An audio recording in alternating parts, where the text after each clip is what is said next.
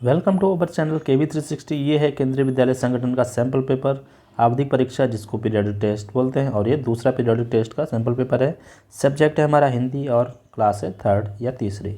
तो ये हिंदी का पेपर है, इसको आज हम सॉल्व करेंगे। तो सबसे पहले है वाचन। इसमें एक पैराग्राफ है, अनुच्छेद दिया गया, आपको इसको पढ़ना है। उसके बाद इसके जो नीचे प्रश्न दिए गए हैं उनका आपको उत्तर। तो चलिए सबसे पहले इसको पढ़ते हैं। मीरा बहन का जन्म इंग्लैंड में हुआ था। गांधी जी के विचारों का उन पर इतना असर हुआ कि वे अपना घर और अपने माता पिता को छोड़कर भारत आ गईं और गांधी जी के साथ काम करने लगीं। आज़ादी के 5 साल बाद उन्होंने उत्तर प्रदेश के एक पहाड़ी गांव गेवाली में गोपाल आश्रम की स्थापना की। तो एक छोटा सा पैराग्राफ था, अनुच्छेद था, इसको हमने पढ़ लिया है। अब है प्रश्न, मीरा बहन का जन्म कहाँ हुआ था? तो मीरा बहन का जन्म इंग्लैंड में हुआ। तो पहले प्रश्न का उत्तर ये हो जाएगा।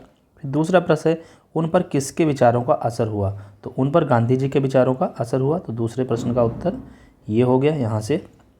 फिर तीसरा प्रश्न है, मीरा बहन किसको छोड़कर भारत आ गई? तो तीसरे प्रश्न का उत्तर, अपने माता पिता को छोड़कर भारत आ गई। तो ये तीसरा प्रश्न का उत्तर हो गया यहाँ से। फिर चौथा प्रश्न है, मीरा बहन ने आश्रम की स्थापना कहाँ की? तो गेवाली गांव, उत्तर प्रदेश के एक पहाड़ी गांव गेवाली में गोपाल आश्रम की स्थापना की। तो ये चौथे प्रश्न का उत्तर हो गया। फिर पांचवा प्रश्न है, मीरा बहन ने किस आश्रम की स्थापना की? तो इसका उत्तर हो जाएगा गोपाल आश्रम की स्थापना की। पांचवा उत्तर ये हो जाएगा। फिर है गद्य और पद्य से, आपके जो बुक है किताब से, उसमें कुछ प्रश्न पूछे गए हैं। दोनों बिल्लियों के बीच झगड़े की जड़ क्या थी? तो आपको पता होगा, दोनों बिल्लियों के झगड़े का कारण क्या था? एक रोटी का टुकड़ा। तो इसमें लिखेंगे एक रोटी का टुकड़ा। अगला प्रश्न है, अवंती ने कपड़ा अलमारी में रखा मैं क्यों बंद कर दिया? अवंती को सेठ का इरादा समझ में आ गया था, इसलिए उसने कपड़ा अलमारी में बंद कर दिया। अगला प्रश्न है, नाना मुझे झाड़ फूक वाले के पास क्यों ले गए? तो इसमें है होगा, मेरी उंगली पर नीला निशान देखकर नाना को लगा कि किसी सांप ने काट लिया है, इसलिए वे मुझे झाड़ फूक वाले के पास ले गए। झाड़ फूक वाले के पास ले गए। अगला है व्याकरण।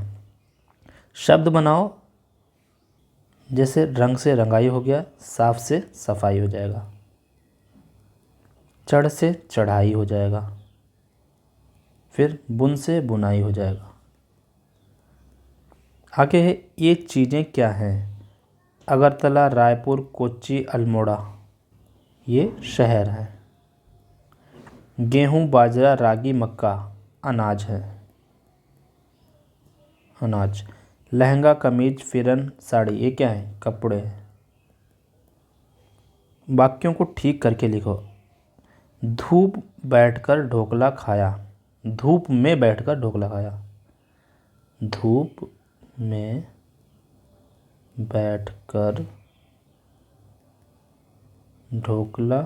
खाया। पुतुल काम करने मना कर दिया। तो ये हो जाएगा, पुतुल ने काम करने से मना कर दिया। अगला है, लता सब मूंगफली खिलाई। लता ने सब मूंगफली खाई।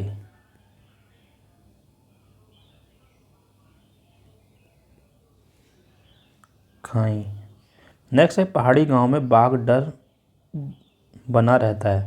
पहाड़ी गांवों में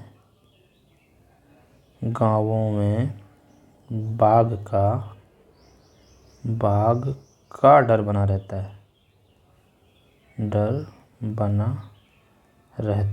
है। फिर आगे है वर्तनी। रिक्त स्थान भरो इसमें। जहरीले। मुलाकात। यहाँ पर आएगा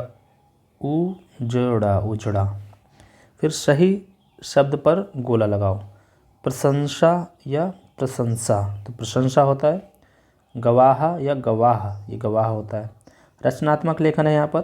संकेतों की सहायता से चित्र का वर्णन कीजिए। तो यहाँ पर एक चित्र दिया गया है, यहाँ पर कुछ संकेत दिए गए, झूले, बच्चे, कुत्ते, गेंद, फूल। तो यहाँ पर आपको देखना है पार्क में कुछ झूले हैं, जो भी चीज़ आपको दिख रही है उसको लिख देना है।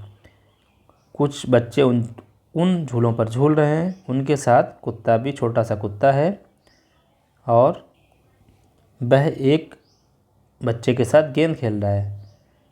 पार्क में या बगीचे में बहुत सारे फूल हैं। इस तरह से आप 5 वाक्य लिख सकते हैं, या जो भी इतने जिससे ज़्यादा अगर करना चाहें तो वो भी कर सकते हैं। तो यहाँ पर एक खाली स्पेस दिया गया है, यहाँ पर आपको ये जो संकेत बताए गए हैं इसके आधार पर वाक्य बनाने हैं और इस छोटे से चित्र को बताना है क्या हो रहा है इसमें।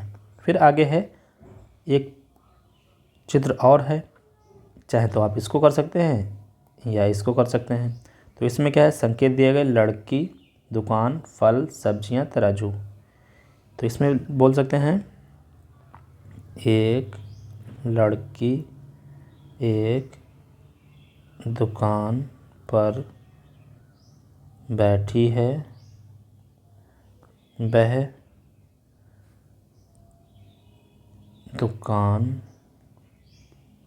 पर रखे तराजू से कुछ फल और सब्जियां तौल रही है।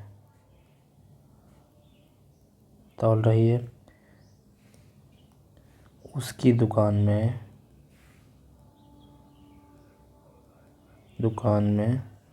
बहुत सारी सब्जियां और फल हैं। इस तरह से आप जो भी दिख रहा है आप उसको लिख सकते हैं। आगे है सुलेख। मेहनत का मनुष्य के लिए वही महत्व है जो उसके लिए खाने और सोने का। तो ये छोटा सा पैराग्राफ है, अनुच्छेद है। इसमें आपको अच्छी राइटिंग में ये जो लाइनें दी गई हैं, खाली पंक्तियाँ, यहाँ पर आपको इसको अच्छी राइटिंग में लिखना है। तो ये था आज का पेपर। आई होप आप सभी को समझ में आ गया होगा किस तरह का आपका पेपर रह सकता है। पढ़ते रहिए, मिलते हैं नेक्स्ट वीडियो में। Thank you.